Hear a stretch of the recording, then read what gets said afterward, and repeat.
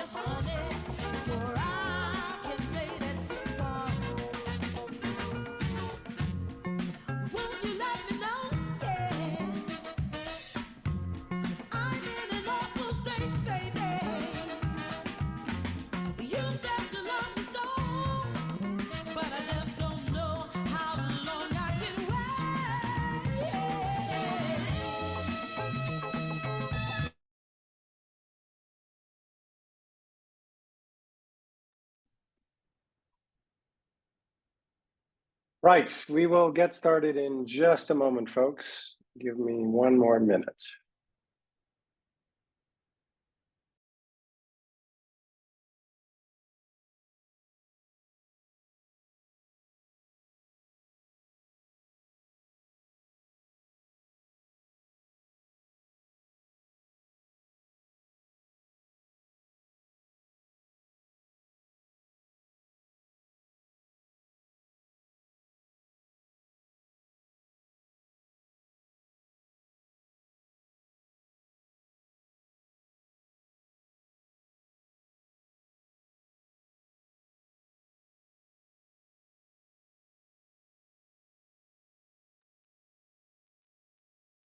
Okay, welcome, everyone.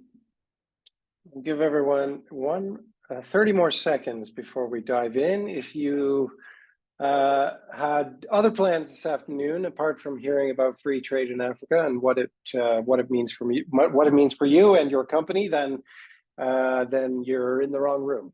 But otherwise, we're very happy to see you here.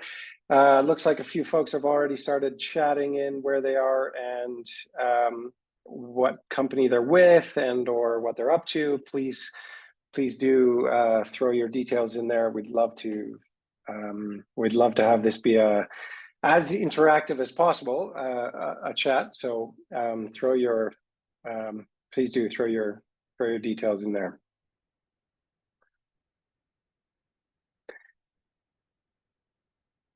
Right. Okay. Well, let's dive in. I think hopefully you can see my screen and you can see me. We've been having some internet challenges here in Nairobi today, or at least at both my office and my house. So hopefully the internet holds for us in the over the next couple hours if we need it. Let's dive in. The presentation and discussion that we're going to have today is supported in large part thanks to the Government of Canada. So next time you're passing by the Embassy of Canada in your country and or the High Commission, feel free to wave and say thanks. They've been big supporters of Renew Capital over the years, and this program is no exception. Today, I've got two broad goals to cover with all of you. The first is to discuss current developments around trade liberalization in Africa. And I'm going to get through that as quickly as I can, but it makes for good context, if you will, for why we at Renew Capital are bullish, I guess you could say, on the importance of trade on the continent and regional trade in particular. So and why it's worth it, I guess, to move on to the second part of this discussion, which is around how to write a market entry strategy and the kinds of work that we've seen at Renew Capital bear fruit over the last couple of years that we've been working on this kind of thing. So as ever at Renew Capital, we'll start with purpose and objectives. Today's purpose is to give all of you a sense for the free trade developments in Africa and to prepare you in some ways to take advantage of those developments. Hopefully, you'll leave with a better understanding of recent developments on the continent, the benefits of regional trade, and you'll be equipped with some of the tools, and I emphasize some. This is only 2 hours, not an MBA. So, but I hope you'll have some of the tools necessary to take advantage of these new trade opportunities. So I think many of you have already chatted this in, but Miriam's going to launch a poll in a second, and we'd love to get a sense from everyone over the next 30 seconds, which country you're in, and what you're up to, I guess, and you can stick that in the chat, but which country are you in today? Some of you might be from somewhere else, which often confuses these kinds of polls, but let's just go with what country are you in today, and then we'll take a running tally in a second. While you're doing that, which should take about a second, but we'll give you a few more seconds to fill it in. I'll give you 1 minute on me and then a few minutes on Renew Capital, because some of you may only be learning about Renew Capital through this trade training. So I'm an angel investor on the continent. I'm based in Nairobi, as I mentioned before. Previously, I guess, grew up in Canada, but quickly moved to the US and then, well, Afghanistan, the UK, Norway, finally Ethiopia for about 5 years, and then Zimbabwe for about 5 years. So I've been pretty active on the continent for really the last 15 years. And about 20 years experience in kind of global development issues generally. Renew Capital sets out to try to solve or be part of the solution in solving a $90 billion problem. Africa needs, as many of you probably know, Africa needs 8 million new jobs every year. And it's our belief that small and medium-sized enterprises are the engines of job growth on the continent. That's true here in Africa, but it's true everywhere in the world, really. But these businesses and startups in particular are trapped in what's called the missing middle, and they need in total about $90 billion a year, and also some better management opportunities to scale their businesses. So that's what we try to contribute to as a solution on the continent. Our model looks like this. Basically, if you think of microfinance as being one of the first and smallest levels of formal finance in the entrepreneurial ecosystem here on the continent, then you've got the next level up is, at least in a healthy ecosystem, like angel investors or maybe very, very small institutional investors. And then after that, if everything's going well, you'll receive follow-on rounds of investment from I don't know, maybe it's a more formal fund, if you will.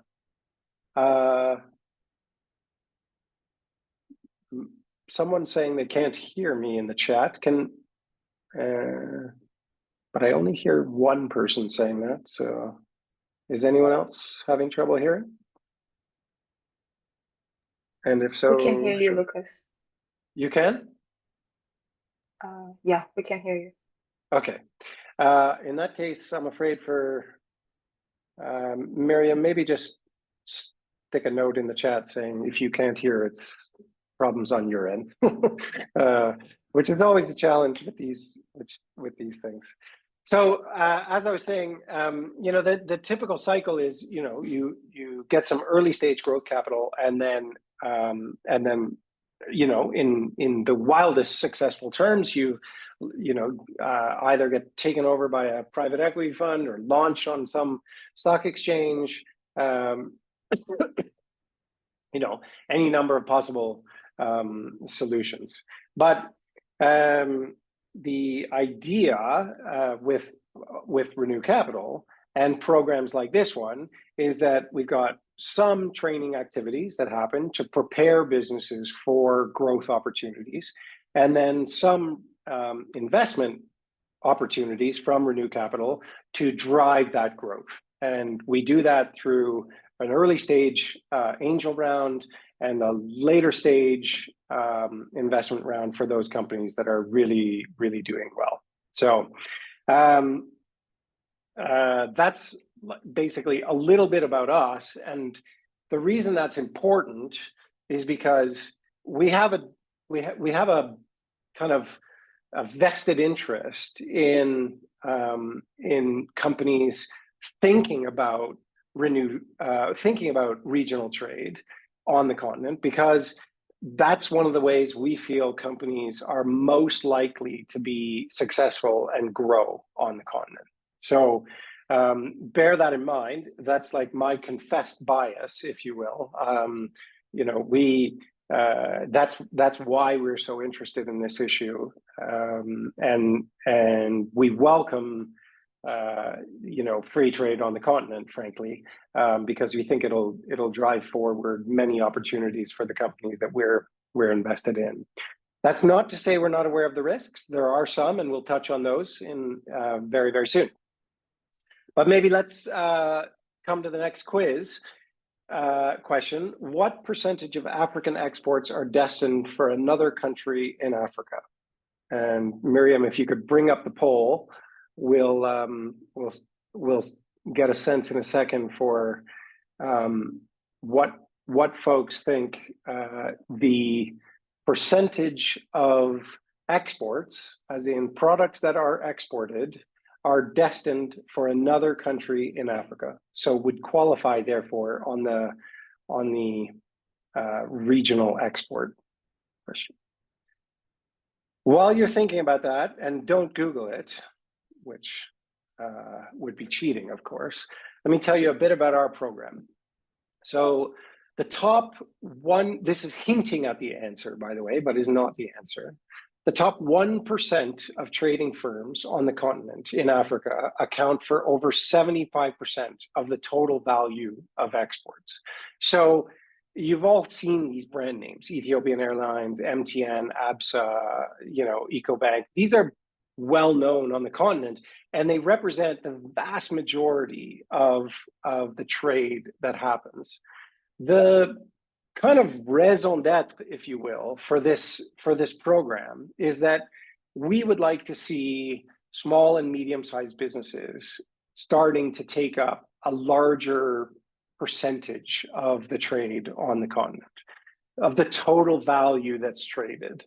That's not to say we have, anything against Castle Beer or Ethiopian Airlines. I am a consumer of both those products, but we would just like to see that some of the startups and some of the small and medium-sized enterprises that have real potential for growth on the continent are able to take advantage of some of the recent trade liberalization policies that have actually been progressing. So that's why we've pulled this program together with the support of the Government of Canada, as I was saying earlier. So maybe just before I dive into the real meat of it here, there's just two slides for context. One is, what is a free trade agreement? And it's important that we kind of all have, that we're sort of starting on the same page there. A free trade agreement is basically the reduction, it's not the elimination, but it's the reduction of trade barriers and the creation of a more predictable and transparent trading and investment environment. That's all we mean when we say a free trade agreement. Now, a tariff, which is often considered a block, if you will, towards freer trade is a tax or a duty that's to be paid on a specific type of good being imported. So many of you will be calling in from countries that have very high tariffs on cars, for example, that are imported into the country. By contrast, the government of Rwanda has recently introduced a law, or it's a law that that means that there are no tariffs to be paid on electric vehicles coming into the country. So, which other countries are also doing these kinds of promotional things? So that's tariff. Okay, that's the kind of thing that I'm talking about. A non-tariff measure is kind of everything else that affects trade, and we're going to talk about what some of those things are. A non-tariff barrier is a measure that is so unnecessarily restrictive that it basically becomes a total barrier to those products entering the country. So, if you're trying to export cheese from Rwanda into Kenya, and the Kenyan government says, to import that cheese, the importer is going to require about 700 pages worth of documents and all kinds of veterinary certificates. I'm exaggerating massively, and there's not actually 700 pages required, although there are quite a few, as my colleague Paul will potentially illustrate in a little while. But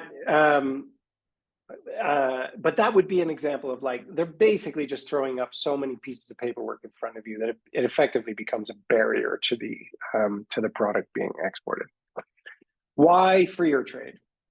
Why are we doing this? The idea is that free trade enables low prices for consumers, increased exports, which should benefit from economies of scale, a greater choice of goods for consumers, more efficiency and innovation, and it should drive competitiveness generally. So those are all, as we see it, positive things.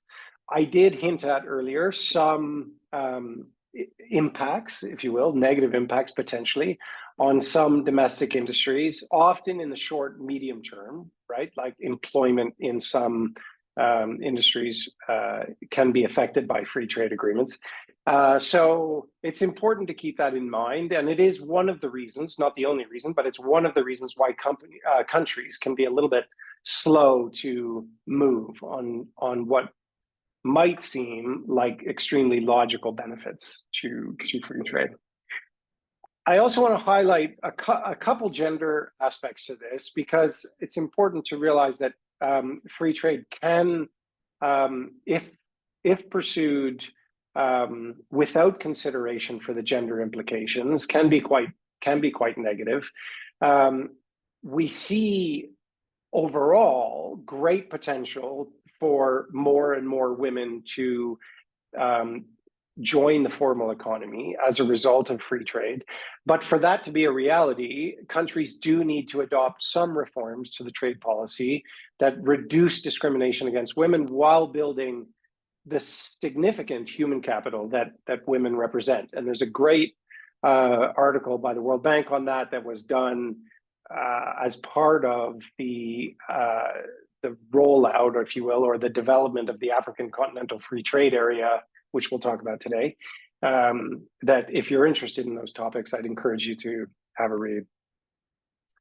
But okay, maybe diving right into that then, on the African Continental Free Trade Area, the potential impact is to boost intra-African trade by roughly 50% by eliminating the import duties and many of those non-tariff barriers that I was talking about earlier. So is there... Oh, okay. Sorry, I think it's my kids have just arrived home, so I will. That's it. Um, that should be good now. Sorry about that. Piano practice underway. So the idea is that with an increase with the implementation rather of the African Continental Free Trade Area, we should see an increase in trade by about 50% across the region.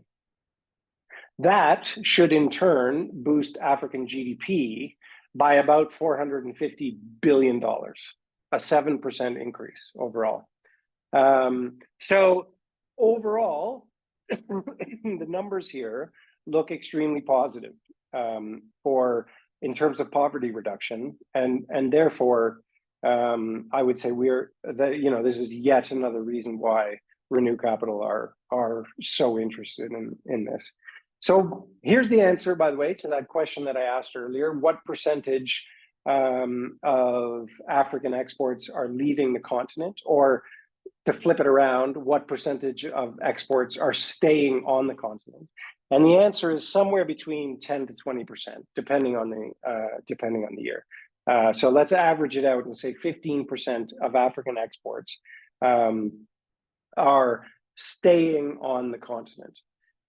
And I should say, it's, many of the exports that are leaving the continent are in the form of unprocessed goods: oil, gold, coffee, iron ore, any number of raw products that are being exported. So A, no value addition; B, very little staying on the continent. If you compare that to Asia, which has like a 55% exports going outside the region, or even more so the EU, which has only 32% of exports going outside the region.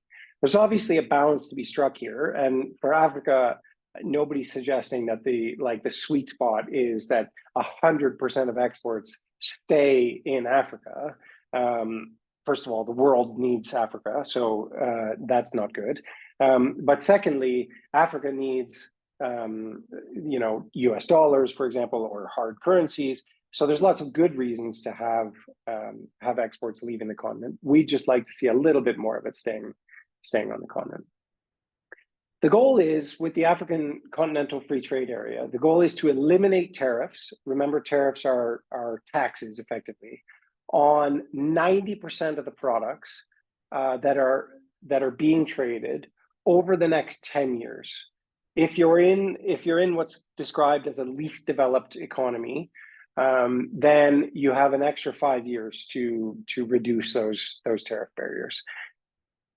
Of the 10% that's remaining, and you should take a minute if you're producing a product, it's probably worth your while to take a moment and check whether that product is on the list of the 10%, and I'll explain where you can do that in a second, to see whether or not your product is likely to be left out of that 90% because it's in what's called a sensitive product territory, which has a longer period of time to be phased out. Or it could even be in the 3% of line items or products that are just never going to be phased out because for whatever reason, generally because a country has deemed those products to be so central to its economy or to its security that it's unwilling to reduce tariffs on that product. And all countries have different line items in that respect. So you do need to do a little digging, but I'll show you where you can do that in a moment. And in addition to the elimination of those tariffs or those duties, the goal is, and nobody's naive enough to think that this is going to be like easy or perfect or a wholesalely effective solution, but the goal is to eliminate the non-tariff barriers. There may still be some non-tariff measures. Remember, we talked about the difference between those, but the barriers themselves should ultimately be reduced entirely. This has been a very long time in the making. really, I mean, it started ages ago, but you can kind of document the formal aspect of free trade, starting around the 1980 Lagos Plan of Action, moving into the 91 Abuja Treaty. Out of those came the RECs, and I'm sure many of you are familiar with the regional economic communities.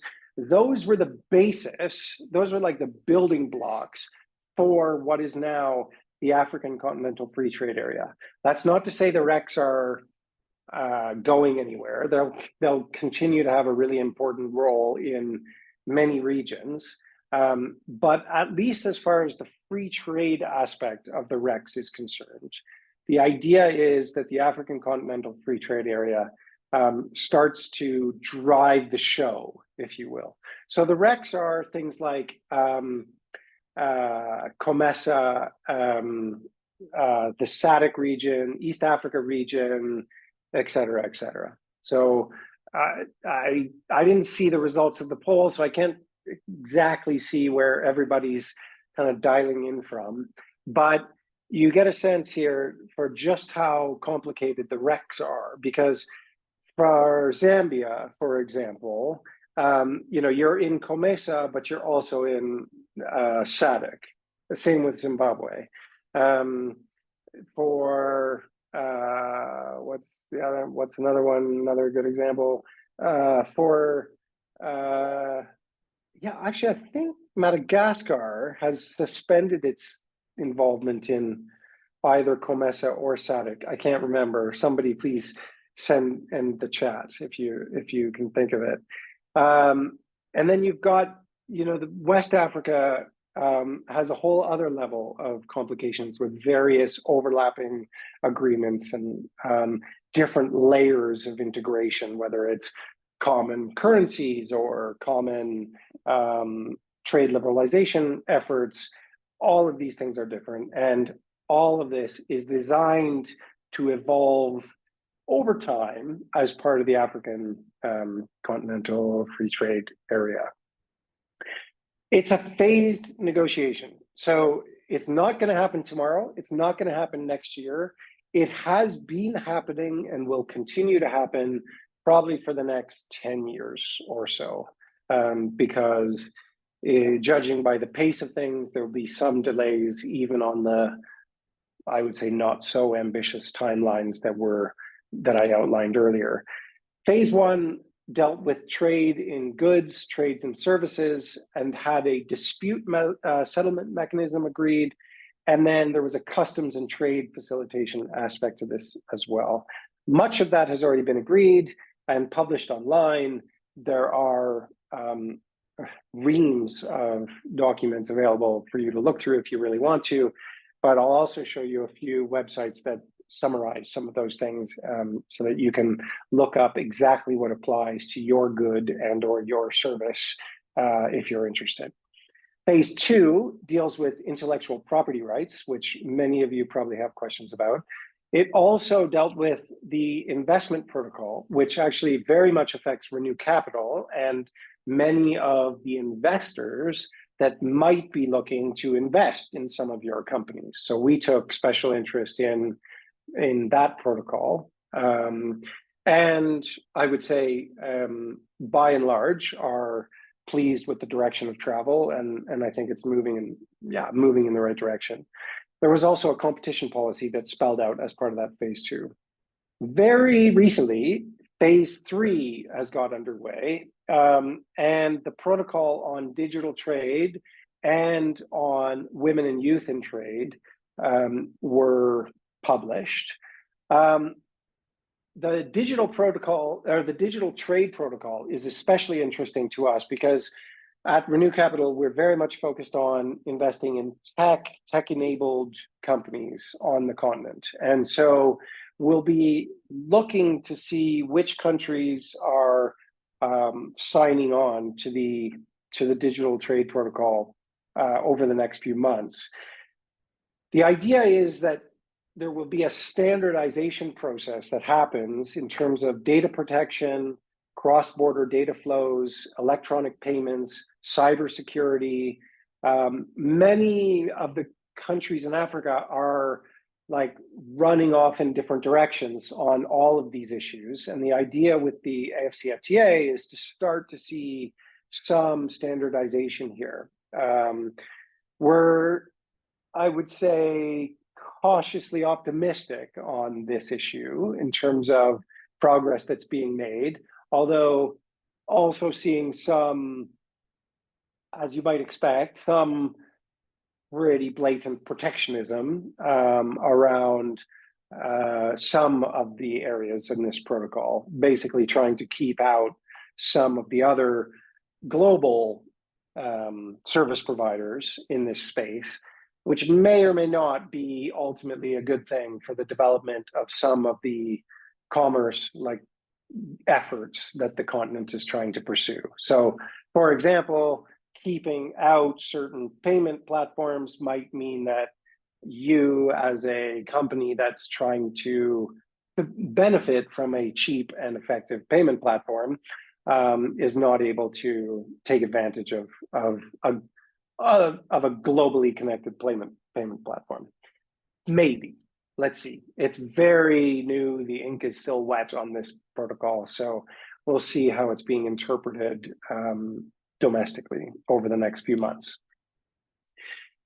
All of this is really great, I would say, but we have a saying at Renew Capital that we've kind of adopted, if you will, from this book, Measure What Matters, which is to say that ideas are easy, execution is everything.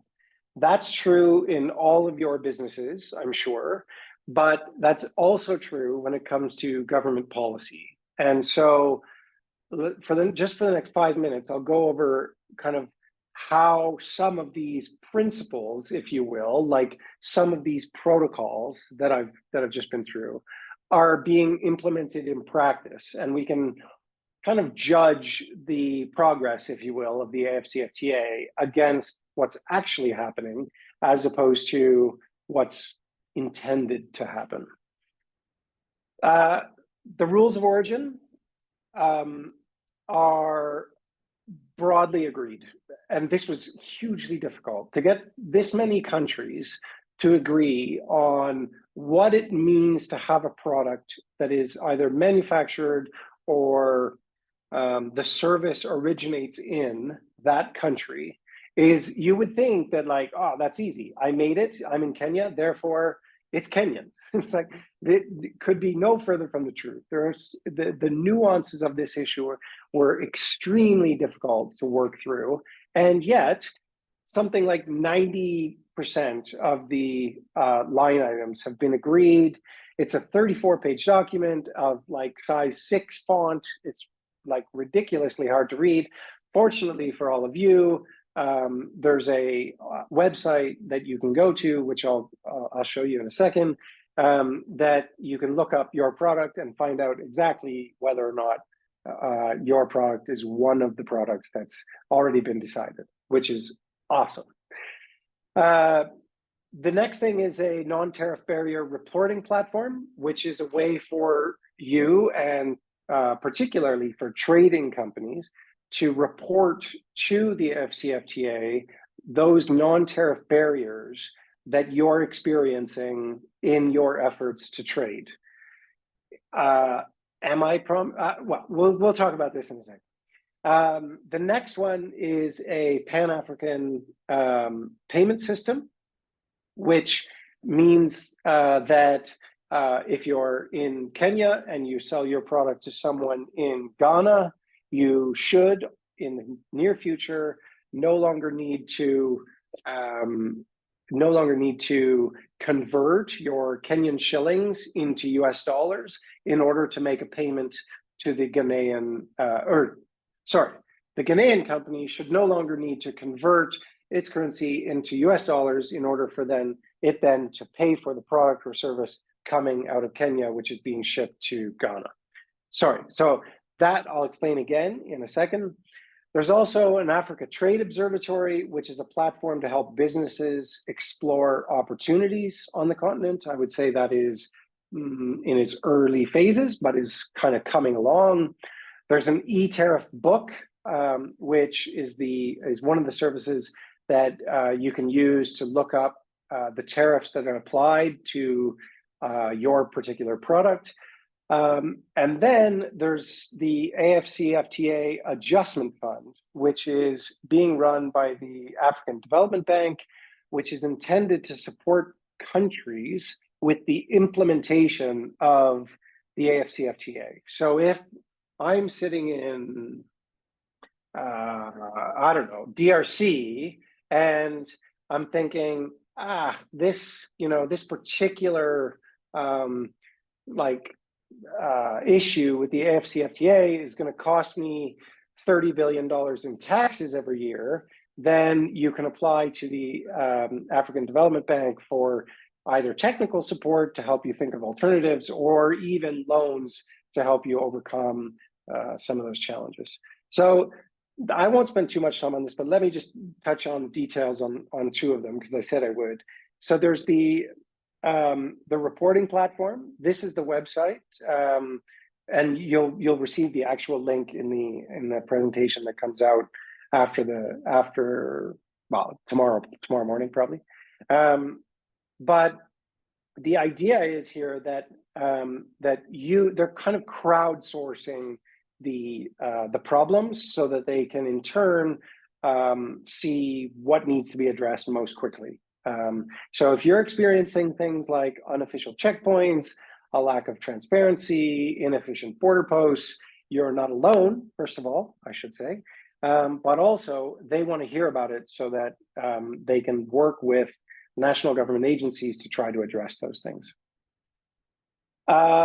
The other thing is that Pan-African payment system that I mentioned, and it's not just an idea. Like already now, there are many of the West African and some of the East and Southern African national banks are already on the Pan-African Payment and Settlement System platform.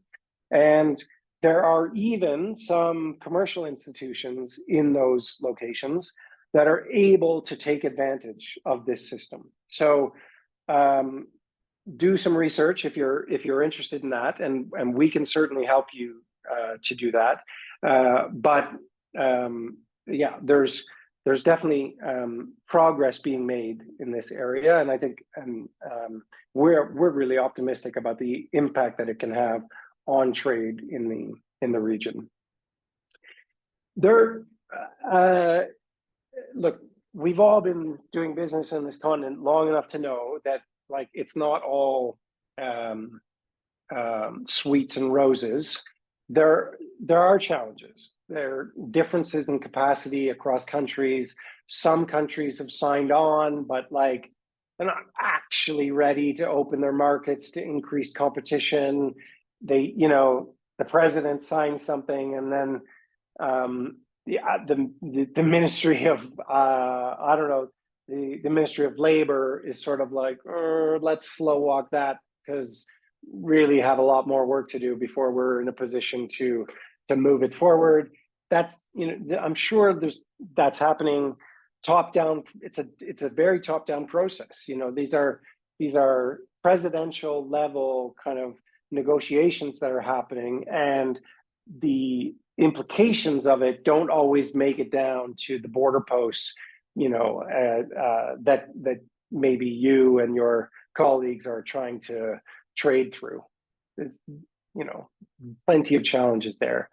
And it's also true that the logistics and transportation systems across the continent are woefully underprepared for the kind of trade that we would love to see happening on the continent. So that's no doubt true. Yes, the kind of Minister of Defense might have some concerns about increased level of security, or the Ministry of Finance might be wondering about where its taxes are going to come from if duties are no longer being applied to expensive vehicles, et cetera, et cetera. But by and large, I would say that the trend line is positive. And yeah, we're not going to see manufacturing increase by 110% next year, but over the next 10 years, manufacturing in Africa is expected to increase twofold, 110%, with the introduction of the AFCFTA. And agriculture is expected to increase by 50% across the continent. Services, I see this as the future of Africa and indeed some of the regional trade. And I could see this number increasing dramatically, even from the 14% that's being officially kind of projected at this stage. So it's our view that this is a good opportunity, basically. Like, if I had to sum it up in a nutshell, the competition is coming from neighboring countries. There's no doubt about that. And it's clearly the case that those companies that are better prepared for that competition have a better chance of success, in our view. So that's why, as I said earlier, that's exactly why Renew Capital, as an investment firm, is very focused on this issue. So it's our view that now's the time to do the research. Make sure you've got a product that is going to be relevant to the region, seek out those kind of market linkages that are necessary, and think through the kind of marketing and export marketing plan that are going to be necessary in order to take advantage of it. I mentioned earlier that I would link to a few resources, and more resources will come in an email that if you're interested, you can have a look at it. But I would just in particular highlight Trelec as a really interesting resource on policy advances. If it's the policy piece that you're kind of really looking to keep an eye on, then Trelec is a great resource in order to do that. But many of the kind of national trade information portals also cover some of these things. Kenya, Tanzania, and Uganda each have one. Take some work to find what you're looking for sometimes. And indeed, the AFCFTA's website is also there. It too can be difficult to navigate. But I think there's plenty of resources there, including more details on that Pan-African payment settlement system that I mentioned. So, if I had to recap on this part, my hope is that you feel, as I feel, that the African Continental Free Trade Area at least has the potential to unlock new trade opportunities across the continent. And while the agreement isn't fully operational, it's getting closer every day.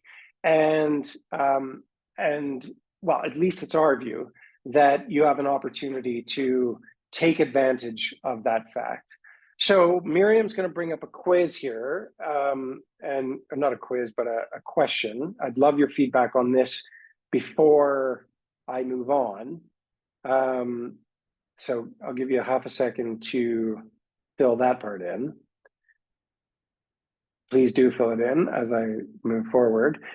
Now I kind of want to, if that's operating at the 30,000 foot view of trade on the continent, and basically saying what's the policy environment that we're all having to live within and work within. Now I want to get right into the weeds and go from 30,000 feet to takeoff, and you're getting ready, you're cruising along the tarmac of the airport and getting ready for takeoff, and that's the view that we're going to look at things with now, where we try to think of, okay, very practically speaking, what does a trade strategy need to include? And that's what I'm going to cover here quickly over the next probably just the next half hour, maybe or so. I should say, like, most of us anyway. I won't speak for everyone, but I think most of us are entrepreneurs, and we tend to see the continent with this like rose tinted glasses, where with like ripe with opportunity. If I could just do this, then I'll increase profits, expose myself to new ideas and skills, and I can maybe even hire people from other countries that, like, I'm having trouble getting an engineer, and I'll be able to hire people from, a country that has a stronger engineering background, whatever the case may be, and I'm going to save money, and my business is going to, all of these positive things that are going to fill your trade strategy. And if you're interested and you send in your trade strategy for us to have a look at, then I'm really hoping that optimism just kind of bounces off the page, because as an investor, that's like, I love seeing that optimism. And as an entrepreneur, I know exactly how that feels. The trade strategy, though, needs to also take kind of consideration of the fact that it's also risky.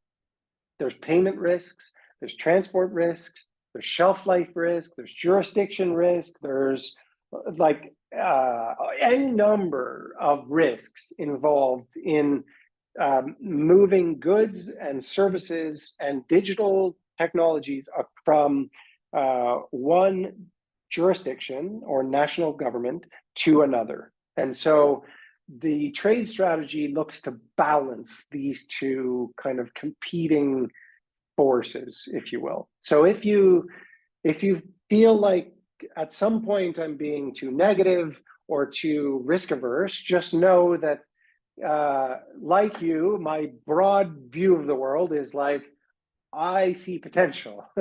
But when I see a trade strategy, I also want to know that you've taken a look at the risks and you've properly assessed those risks.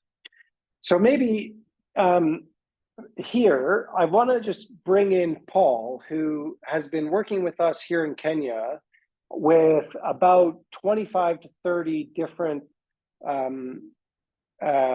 small and medium-sized enterprises mostly from East and Southern Africa, and working with them to get their products into stores here in Kenya. So taking a tea company and helping them get their products placed in Carrefour here in Kenya, or I don't know, helping a Ethiopian teff manufacturer set up shop here in Kenya. So, Paul, do you want to just talk everyone, including me, like some of the recent challenges that the companies that we've been working to support have been facing in their efforts to expand their operations into the Kenyan ecosystem?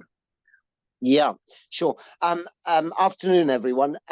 So one of the biggest challenges is actually the unknown of the trade route. As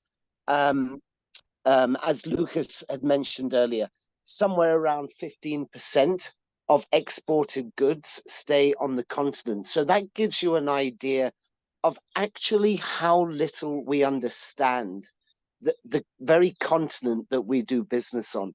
And one of the biggest issues is trying to fit that and trying to take away that fear of transporting. The moment you tell someone, I've got a really good product be it in Rwanda coming into Kenya, or Tanzania going into Rwanda, there's an automatic fear. How does it work? We haven't done it before. And what does that look like? And when I get the product to the border, what am I going to be hit with? Because Lucas spoke about all of the tariffs and taxes and so on. But as you are likely aware, there is protectionism in certain areas. So this protectionism often takes the form of, when you get to the border, they say, oh, this product has chocolate in it, and there is a chocolate tariff. Now, this is something that came up only a few months ago into Kenya. No one knew about it. All these big distributors who are distributing, literally, they're bringing in tens and tens of containers every month each. Even these guys knew nothing about it. It was just something that came up overnight. So these are the realities that, as much as we think we've read enough into what it is we're trying to export or trying to import, the reality is that you need to do trial runs. And that's for a number of reasons. One, as I've just said, is the unknown of the trade route. But the other is actually just down to some basic stuff of product acceptance by the market that you're trying to export into. If you're already in situ and you're looking at importing, again, look at what you have on the shelves.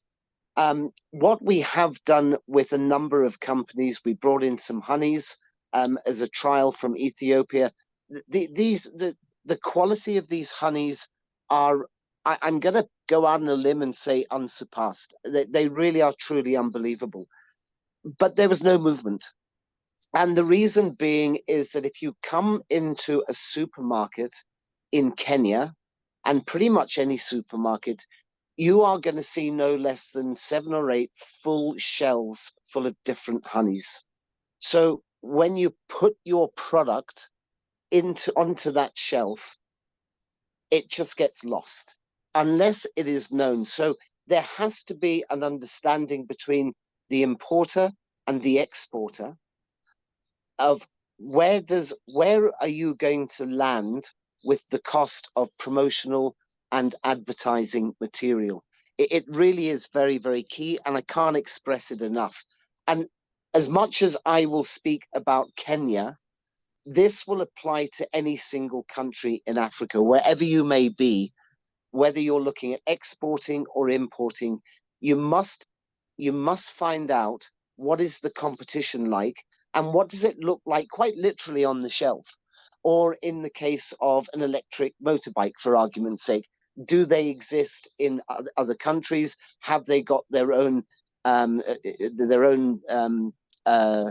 manufacturing facilities and so on? So you've got to look at the competition, and you've got to understand that whatever it is you want to bring in, you will have to spend money from the start, from the off, at promoting and advertising that particular product. One of the other things is purely, it's a funny thing. We export a vast majority of our products overseas, and for whatever given reason, we seem to think that when we export off the continent, that everyone plays by the rules and you're going to get payment, and there is a far easier trust element. Sadly, that's something that we need to build on the continent.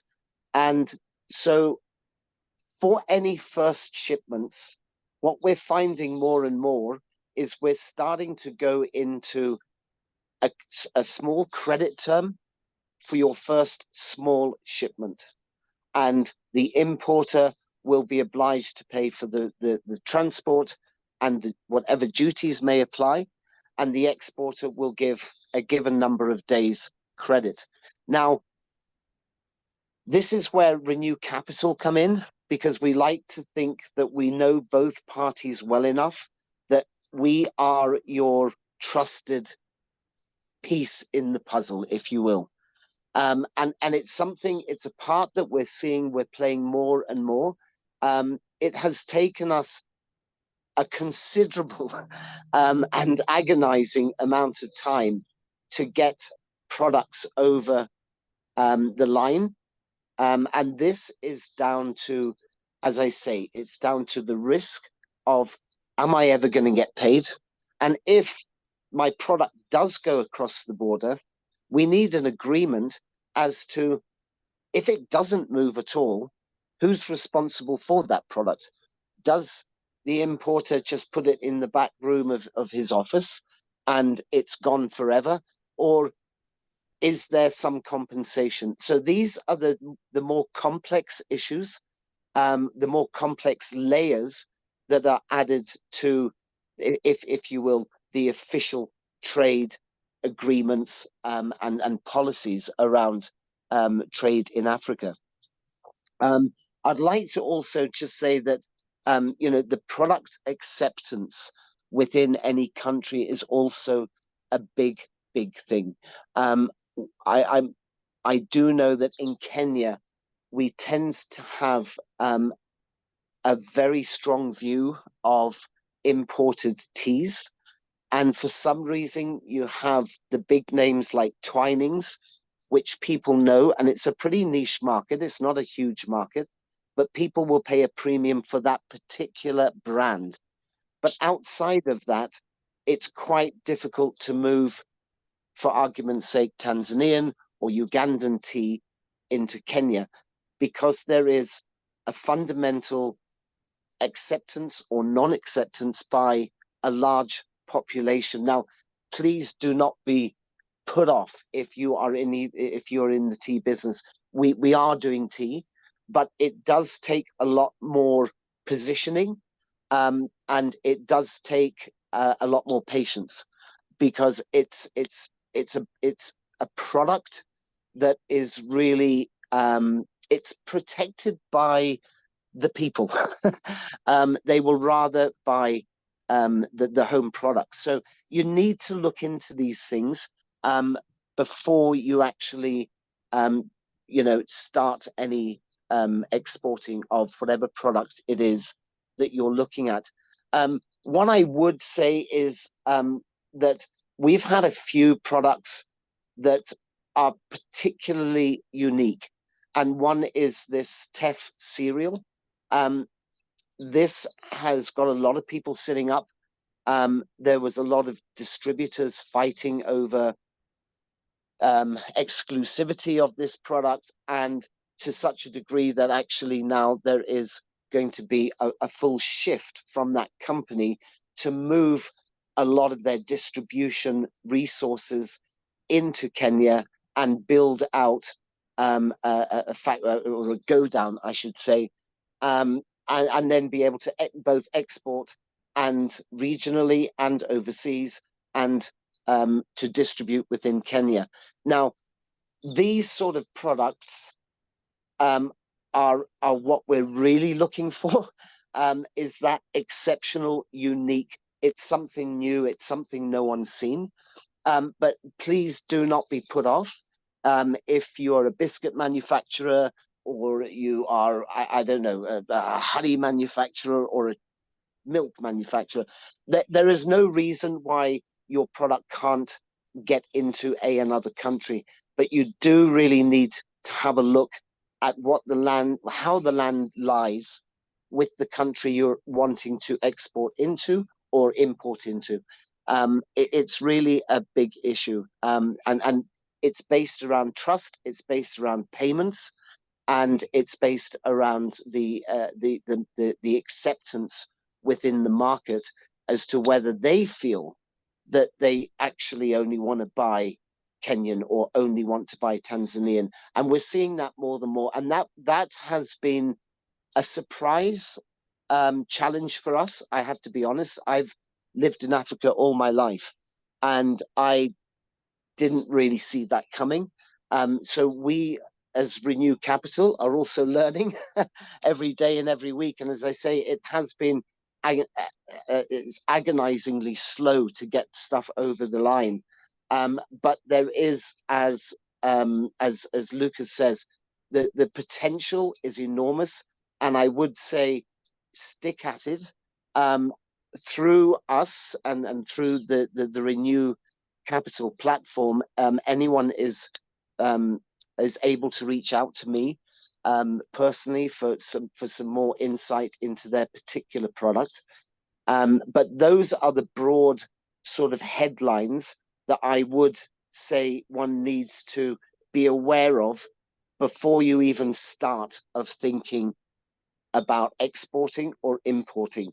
It really is about this shelf space. I know in Kenya and in a lot of the supermarkets, you have to pay to actually get your product on a shelf. Whether it moves or not, they don't actually care. One of the other things is many of the supermarkets here will not stack your goods. So again, what does that mean to you? Does that mean that you have an agreement with the distributor, which is something we put together for you, so that they actually have people going around various supermarkets and putting your products on shelves? So there are other layers of complexities, and I'm sorry to announce this, but I think it's something one needs to look into. I don't want to go off on a negative note. I think there is enormous scope for the movement of African products within Africa, and we are seeing it. So it's real, but it does take some. It does take a little bit of work and a little bit of digging. Great. I don't know if that's Thanks, Paul. helpful, or if there's anything else you would like, Lucas. Yeah, no, that's well. I found it helpful. I hope everybody else did too. And I know you've got an appointment that you had to dash off to shortly. So I'll do my best to try to answer some of the questions that have come in a second. I just wanted maybe before I move on, one of the things, maybe it's because we're an investment firm at heart, right? And so folks often come to us for money like that, like, hey, will you invest in my business? I'm looking to grow from Uganda into, distributing into other ecosystems. One of the things that, and I just want to make sure nothing's changed since we've discussed this last, but one of the things that we've discussed in the past is that actually there are costs. Of course, there are costs associated with expansion, but financing is often, compared to some of the other challenges that we've discussed over the year or two that we've been working on this. Yeah, cash doesn't seem to be the major obstacle, basically. And if so, is that still your view? Yeah. So very much so. So what we find is the inefficiencies around the actual transporting is one of the biggest issues. I mean, to just go back to your earlier point of, let's call it 15% of exported goods are kept on the continent. That just shows you the level of inexperience around that particular piece. There aren't well-known and well-rooted trade routes in many of these countries, and there is a natural fear. There is a fear of failure, a fear of loss of produce, and that's kind of where we are here to try and assist and hold your hand and keep you as comfortable as you can be.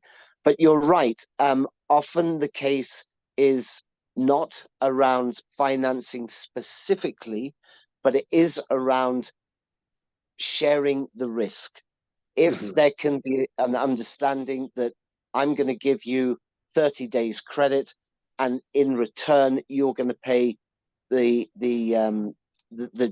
duties and the transport, then there is a feeling of, okay, we're both going into this together, and that's one of the biggest things. Great, thanks, Paul. Okay, well, let's talk through then, with that in mind, those risks in mind.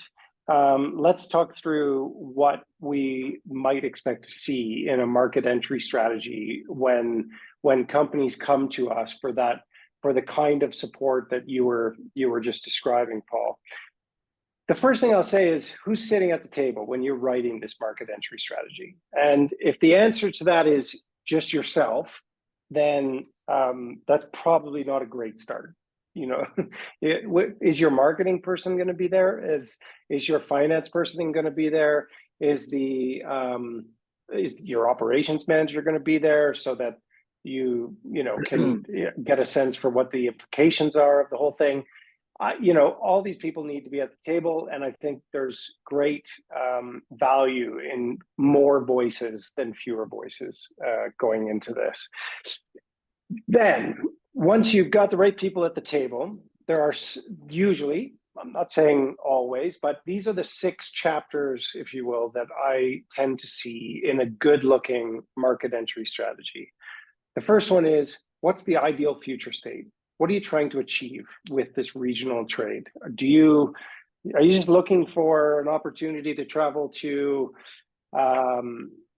Mozambique more often because the beaches of Maputo are beautiful, and you're like, actually, I would quite like to just go there? If that's, be honest with yourself, I guess is my point, about what you're trying to achieve and why. And that should be a central piece of the market entry strategy. Then you should do some research to address some of those issues that Paul was highlighting. What's your competition look like? What's the taxes and duty situation as it applies to your product? Use those resources that I talked about earlier. I'll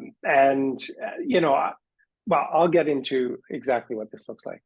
Then the central focus of the market entry strategy is the approach that you're going to use in entering that market, and that's like the meat of the meat of the document. That's the bulk of what your work should be focused on, is figuring that piece out.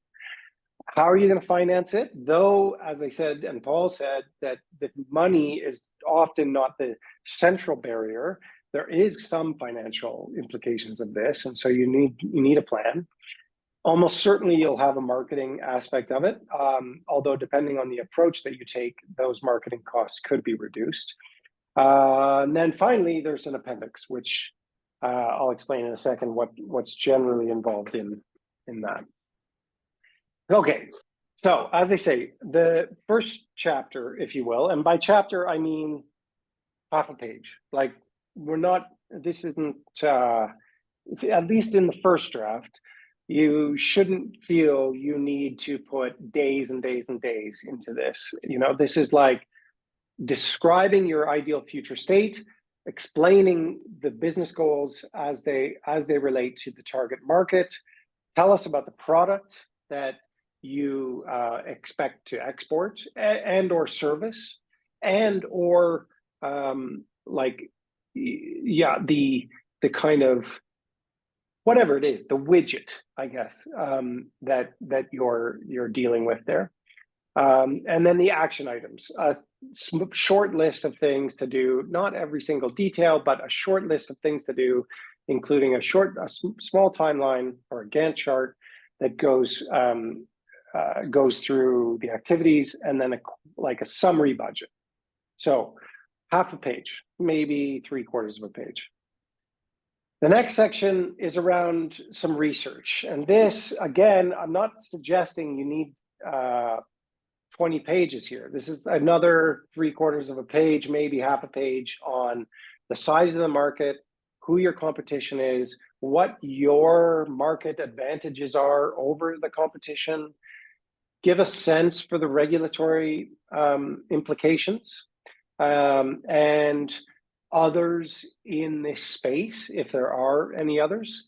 And then finally, what some of the barriers and opportunities are. Is this a digital product? And so you're falling into the digital trade protocol that I was talking about, half an hour ago, or what, is this a jar of honey that, is very, very specifically regulated as part of the AFC-FTA, which it is, by the way.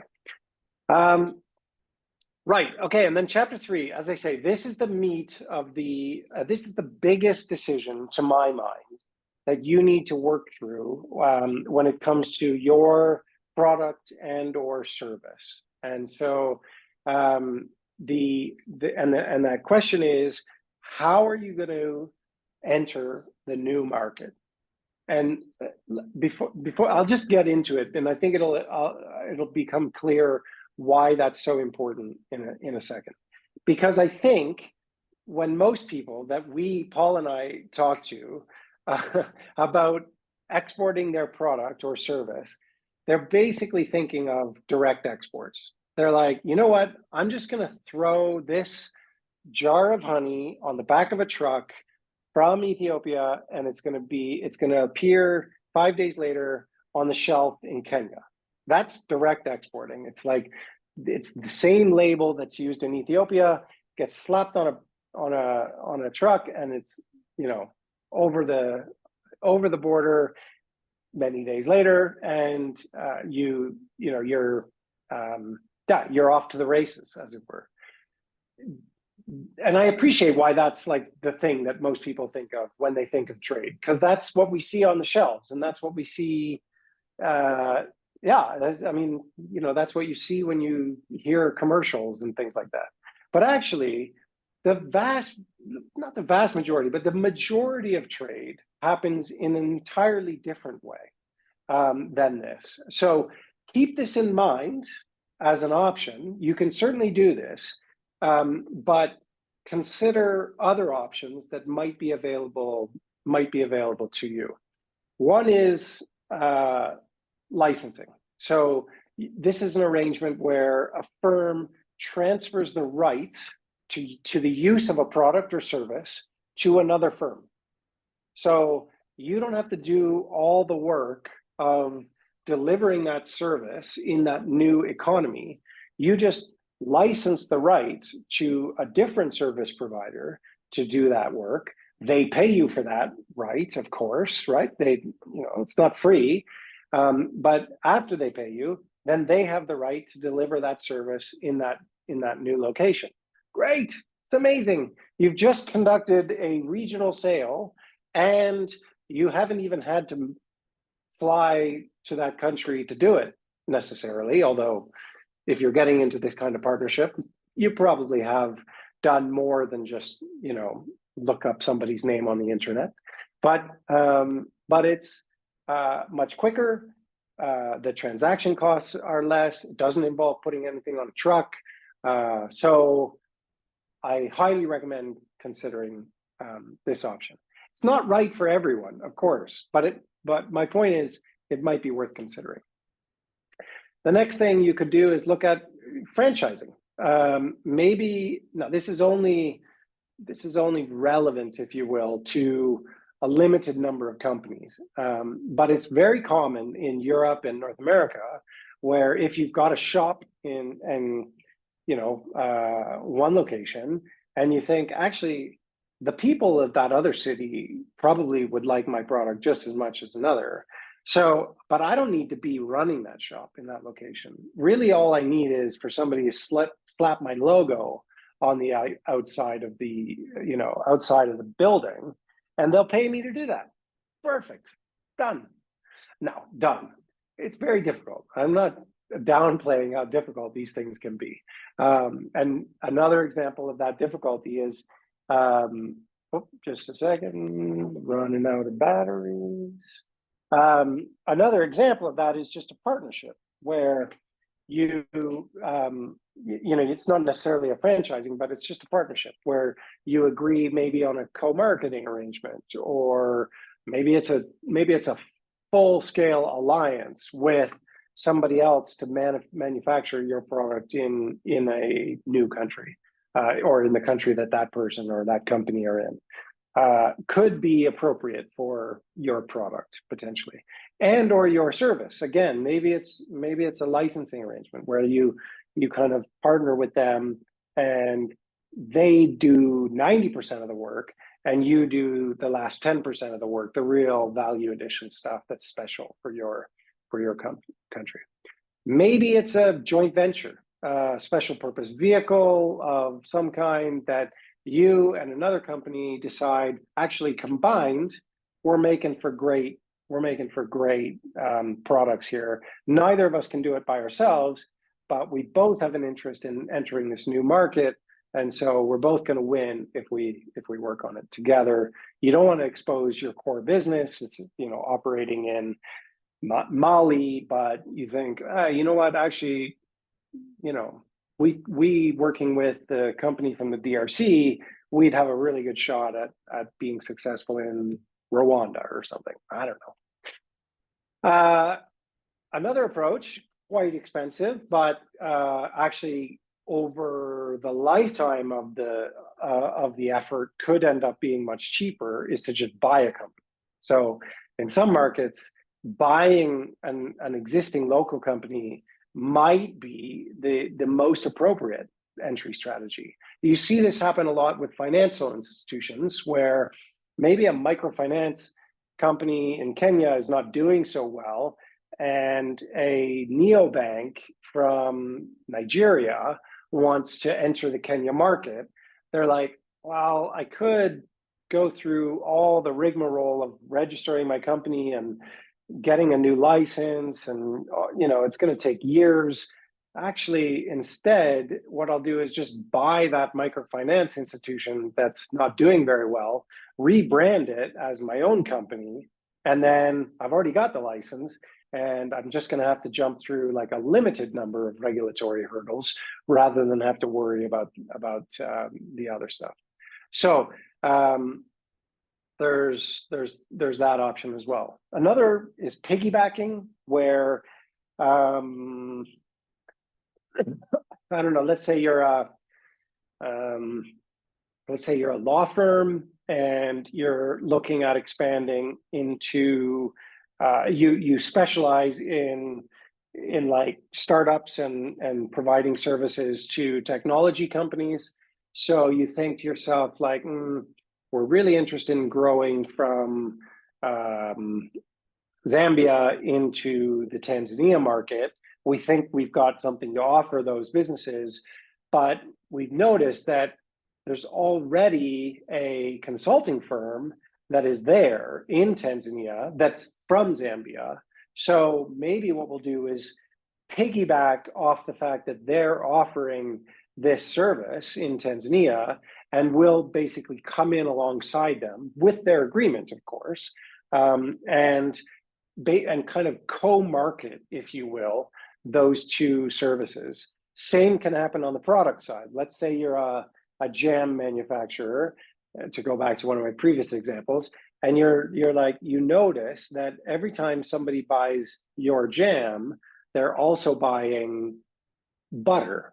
So you think to yourself, oh, well, this Ugandan butter company that is right beside us is exporting butter anyway into the Rwandan market.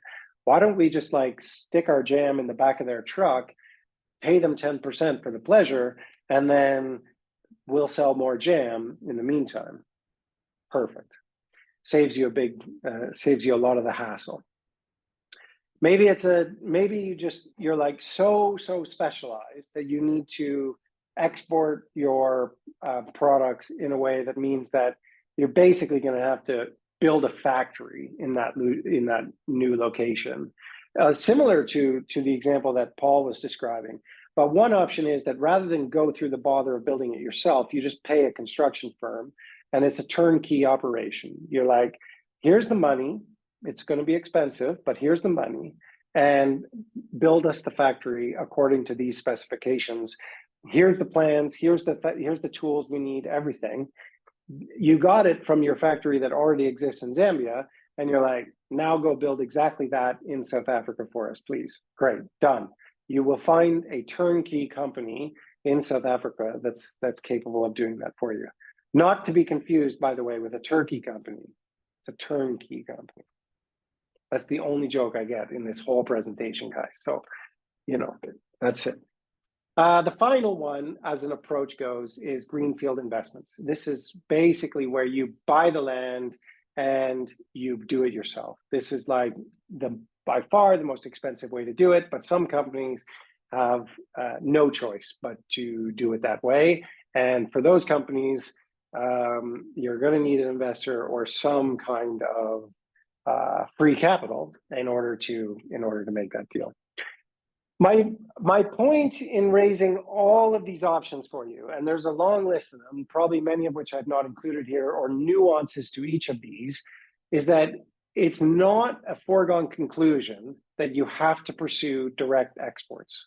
There are many different ways of doing it. You can export in bulk and then white label it, your product. There's many different things. I work with a lot of farmers on the continent. One of the lessons I've learned from them is that preparation is critical for success, and nowhere is that more true than when it comes to market entry strategies. So take your time to do it right. Chucking like 400 tons of whatever your product is on the back of a truck and hoping that it's going to work out is definitely not a great way to start. As Paul was saying, you need to do trial runs, you need to find out more about the competition, and you need to think about how are you going to enter that market. Okay, the fourth chapter or fourth section of this report, which by the way is still only maximum 3 pages, is a short section on financing, how you're going to pay for it. The next section is around marketing, how you're going to market your product or service or technology in this new country. Is there a need to? Like, if you're white labeling your product, then the company that you're selling it to is going to do all that marketing for you. You might need to help them. By all means, you might need to help them. But you're not the one that's doing the heavy lift. They are. In that case, if you're direct exporting, then you're definitely going to have to do that. Then finally, the appendix, which is, I'm kind of cheating here because it's actually 3 parts. But the first is a budget of some kind. You're going to want to take a minute to sketch out the budget in this effort.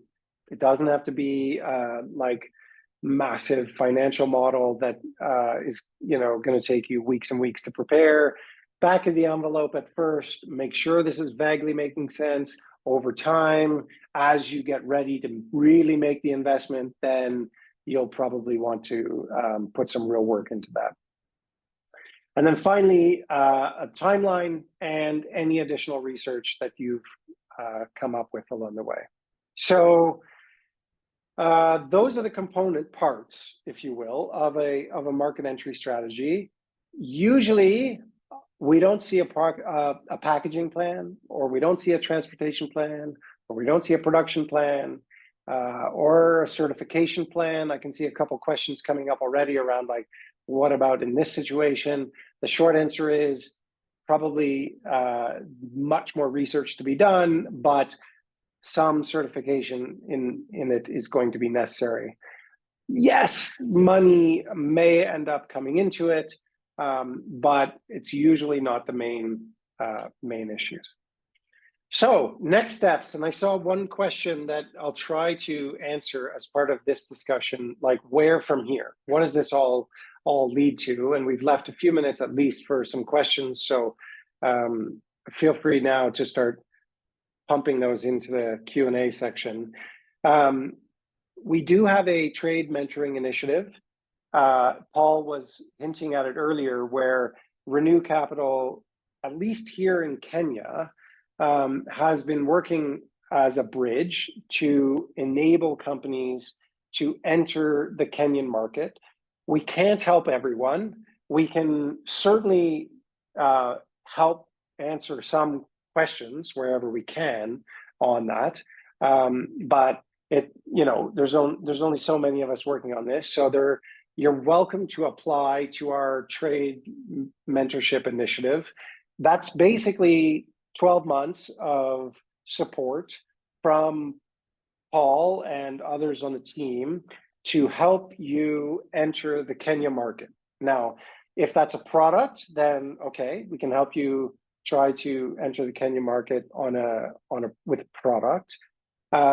If it's a service or a piece of technology or an approach or a platform, if you will, then we can also look at supporting your efforts in that regard. So I don't want to limit it too much.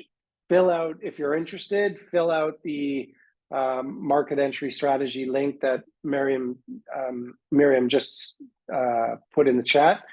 You don't have to do it today. If you do it today, that's great, but it's probably going to take you a little bit of time. So take your time with it. There's no great rush. We will basically look at everything that comes in and assess whether or not we think we can be helpful. If we can't be helpful, we'll let you know. If we think we can answer a few quick questions, then we'll let you know. And otherwise, if you're successful, then we'll try to help you for plus or minus 12 months. We'll give it our best effort at helping folks enter the Kenya market and possibly other markets too, if there's, if it's a niche area that we think we have something that we can offer. So if you're interested in that, by all means, have a look at the link that Miriam just sent and let us know what you think. The other thing is, I would very much appreciate just use your phone and scan that thing. Fill out the feedback survey that will be coming your way. This just helps us kind of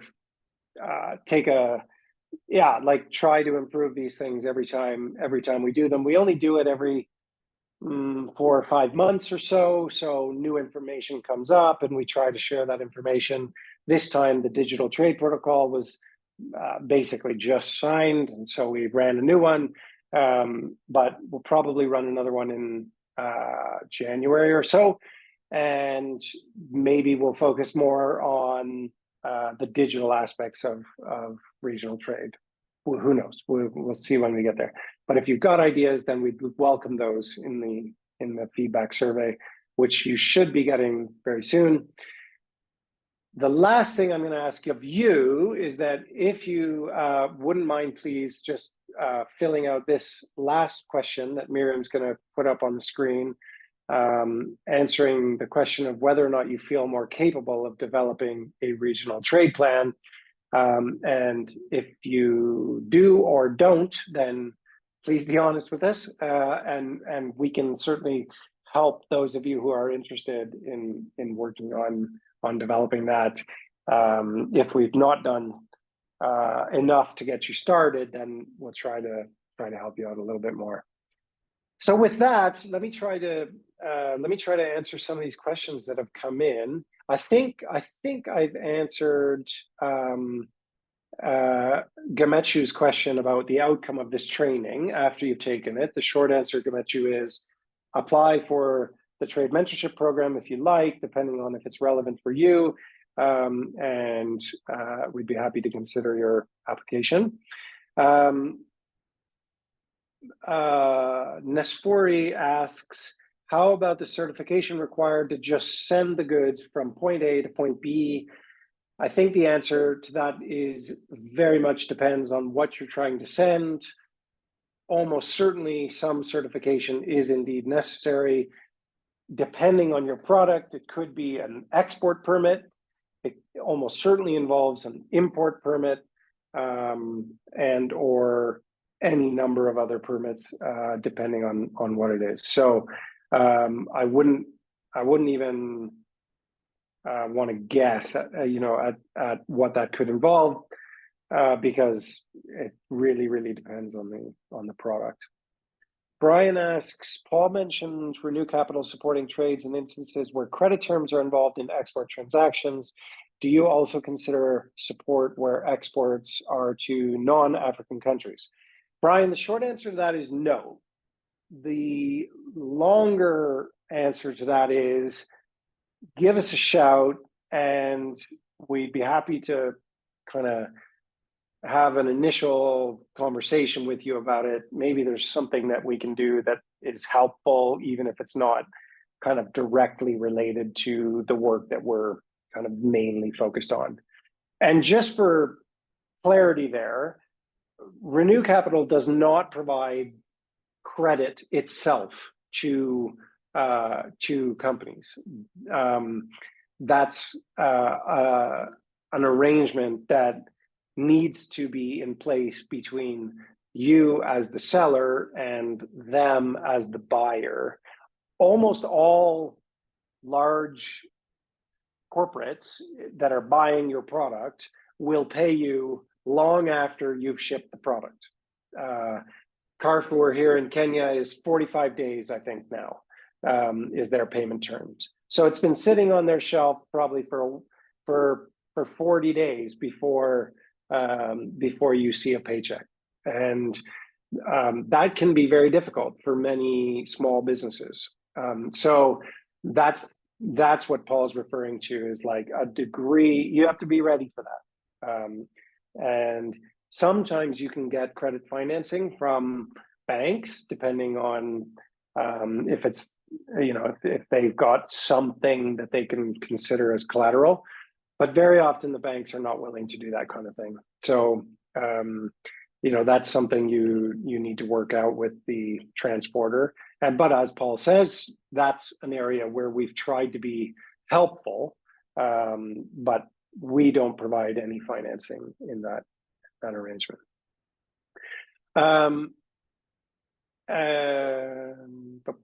Kidda says, do we have to be post-revenue and start operations because your product is in kind of the MVP or the minimum viable product stage? I mean, Kidda, I think the answer is, it depends a little bit on your product, but it's usually best, I'm not saying always, but it's usually best to ensure that you've got product market fit before you start thinking about putting quite a bit of time and effort, and therefore money, into your expansion efforts regionally. Certainly from an investment point of view, if it ever, not that this is an investment program, but when I think of this process with my investment hat on, I would want to see that your company is making strong inroads in the domestic market before you start thinking, yeah, this is a great idea and I want to export, right away, kind of thing. So, yeah, I hope that helps. You've also asked, most of the product mentions are products and produced by us, but how about digital service like e-commerce site that aggregates products from our country, like honey, for example? How would that work? So it depends, I guess, a little bit like what that platform looks like. If you'd be looking to, like, Amazon style, create those platforms in different locations, in which case that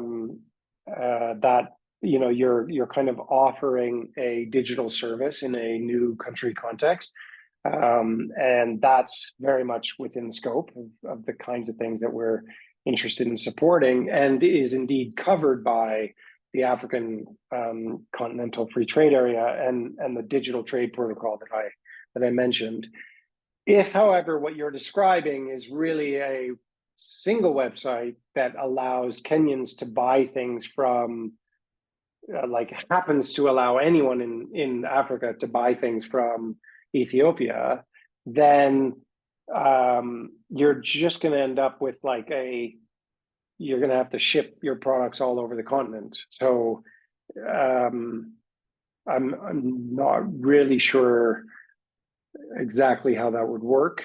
You're going to have 52 different kind of export arrangements to deal with. So that strikes me as a big lift. But I think I'd need to know a little bit more about what you're up to. Yergalem asks, do you have in person, like with a shop? And we do have an office, Yergalem, I assume you're in Ethiopia based on your name. So if you're interested in meeting with someone in the Ethiopia office, shoot us an email, let us know what it is that you're interested in chatting about, and I could try to connect you with the relevant person in that context. Jorgs asks, can Kenyan companies get support to reach new local markets? Jorgs, the answer is yes, but depends a little bit what you're interested in shipping and where you're interested in shipping that to. So shoot us a message and let us know kind of where you're at with your business and what it is that you're hoping to get involved with. We have been facilitating some trade between Kenya and Rwanda, for example. So if that in particular is of interest, then we might be able to help out in that way. Jeffrey asks, logistics within Africa is very challenging. Are there any recommendations for logistics and clearing firms that understand the continent and its nuances? Great question, Jeffrey. Paul's been doing a lot of work in this area and has found a few firms that he finds particularly helpful to work with. I'm sure there are many other firms that are very effective that we're not aware of, but if you're in touch with Paul, I'm sure he can share a list of some of the ones that he's had, kind of more success with and I guess more experience with, basically.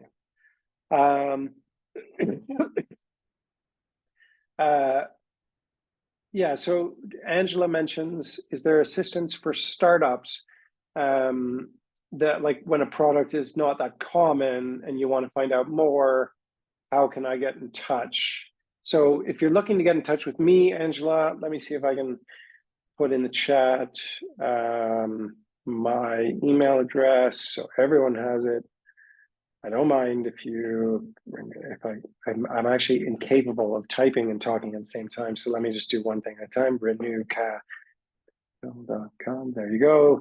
That's my email address. I don't mind if you have questions and want to just shoot a note and learn more about the program. I'll probably refer you to someone on the team that knows more than I do about whatever niche issue it is that you are interested in exploring. But feel free to start with me or any other member of the team through connect at Renew. If you're interested in reaching Paul, you can, just because Paul I can see is driving, so you can feel free to just email me and then I'll send it on to Paul. Lucy asks, by submitting our market entry strategy report to Renew Capital, what should we look forward to receiving? Do we have access to financing, or do you act as a go-between in connecting us with interested buyers in the Kenyan market? Is this limited to Kenya market alone? We specialize in the manufacturing of organic hair care products. Cool. So, Lucy, the short answer is we have offices in 14 countries in Africa. For the right product, we may be able to assist in other markets. We just happen to have a bit of a specialization in helping companies enter the Kenya market at the moment. Although if it's like regulatory research related, or we're trying to think through an approach, then we're happy to help you with a bit of feedback or some ideas and try to get you started in entering a different market to the extent that we can. We do not provide financing for that. It's purely a technical assistance operation. On the question specifically of organic hair care products, we've invested in a tangential firm called Zuri that does wigs out of Rwanda. So there could well be some links there. Feel free to drop us a line and we'll be happy to pick up the conversation. Okay, I just try to get to a few more of the questions here. Da, da. Great. Jason says they're a Kenyan tech-enabled mobility platform entering Tanzania and Ghana via franchising. And Jason, we've done a ton of research on the e-mobility space in the region. We'd be happy to share some of that with you if you're interested. Drop me a line and we can have a quick chat about it. Stephen asks, as part of the mandate of Renew Capital in accessing funding to startups and the different 3 tiers as explained, how do we support free trade within the trading bloc, such as the East Africa Trading Bloc and SADC and COMESA, et cetera, in large infrastructure project startups in oil and gas? Stephen, the short answer is we do not do that. We're interested in tech-enabled, asset light, generally, startups. So if there is a service and or platform that you feel is linked to kind of the oil and gas sector or the mining sector or something like that, that you think there's this kind of technology play there, then we could look at that. But otherwise, most of the big oil and gas projects are like multi-million-dollar investments from the get-go, requiring massively big infrastructure plays. That's not our thing as Renew Capital. Itaferahu says, how can small businesses export? I'm hoping, Itaferahu, that I've answered that question over the course of this presentation, but if you still have questions after looking through the documentation that you should receive after the presentation, then by all means, drop us a line and we're happy to try to help answer some of those questions. Great. So I think I've tried to answer most of these that I can get to. Just flip over to the chat in case I can quickly see any that are right. So Samson asked, oh no, that's just your phone model number. I was asking to share the presentation. So just to put you at ease, you will get the presentation as long as you've signed up with an email address that actually works, which is sometimes a problem. Then you should receive a copy of the presentation by, I don't know, give us till end of day tomorrow, but Miriam usually sends it out within a few hours to everyone that's registered. So you should get it. Listen, with that, I think it would take me a little while to work through all the webinar chat to kind of dive in to find. Yes, Miriam. Yeah. I think I can read out this question that was addressed in the chat. Okay, so, great. This person asked, I'm a bit confused about the doubts. Isn't the banks involved in the import-export process? Documents such as cash against document, freight insurance, and other trade procedures applied. A bit confused about the banks? Is that it? Yes. So he's asking if the banks are involved in the import-export process, basically. Yeah. They can be, is the short answer. Some banks will give you basically a loan in order to, they're basically looking at your order book and saying, okay, you're in Uganda, you're exporting to Carrefour, Kenya. Carrefour, Kenya says it's going to pay you in 45 days after they receive the goods. So that's like probably 60 days after you ship the goods, if you're lucky. And the bank will say, all right, we'll lend you the money in the meantime, basically. And that way you're not out of pocket and you're going to have to pay interest on that. So that's one way the banks can get involved, but you're going to have to be a pretty sizable organization before you start getting that kind of friendly arrangement with the bank, because frankly, they don't do it for most small and medium-sized businesses. They generally don't like working with small and medium-sized businesses. It's expensive for them to work with small and medium-sized businesses, so they avoid it. It's risky for them, and they make plenty of money doing less risky things. So by and large, they're pretty conservative, and they tend not to they tend not to do that for companies when they're fairly small.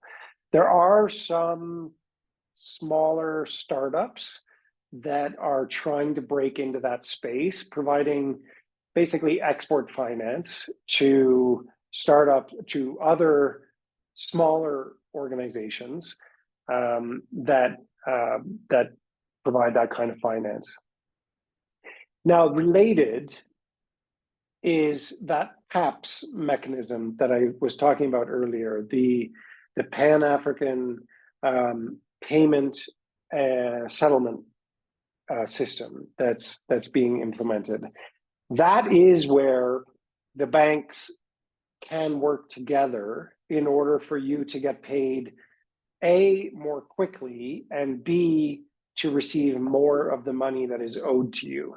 So that's a slightly different issue than what I was just, well, it's a very different issue than what I was describing.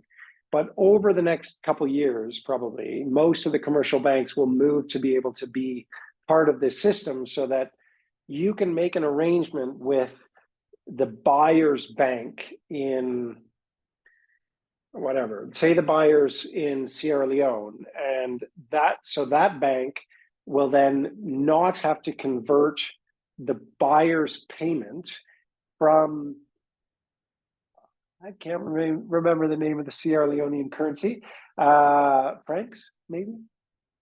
I forget. Anyway, they're going to have to convert it to something, usually euros or dollars or pounds, maybe something else, or Bitcoin these days or something. But they're going to convert it, right, to something, and then that's going to need to get converted again when it hits your Kenyan shillings bank account. Maybe you've got a dollar bank account in Kenya or something. All of that conversion, like, sorry about that. All of that conversion takes profits out of your bottom line. Like that's the short of it. Like it's like it can lead to like 10%. The banks can take like 10% often. So you really have to be careful with these things and avoid the banks getting even more money than they're otherwise going to take from your revenues. So there's two issues there to consider, and I hope I've answered both of them. Anything else, I think Miriam? we can get, yes, I think we can have one more last question. I think a lot of people had touched on this. What if my company explores markets outside Africa? So this person has a company in Uganda.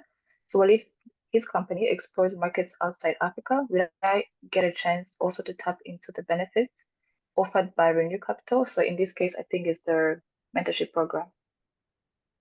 Yeah. I mean, drop us a line. It's not the focus of the program. We don't have like resources in Europe or North America to assist in this regard. We can certainly help you think through some of the key questions that you need to be asking. Paul happens to be really well connected to a number of distributors across the continent and across the world. So, if he knows somebody that might be helpful to you, then we're totally happy to be helpful. But the mentorship program itself is generally reserved for companies that are looking to export regionally on the continent. That's it. Great. Well, I hope that was helpful. It sounds like from the chat that some folks have found it helpful. So that's all we hope for out of this. And if you do have more questions, by all means, drop us a line, let us know, and we will do our best to get back to you as soon as we can. And otherwise, thanks very much and have a great evening.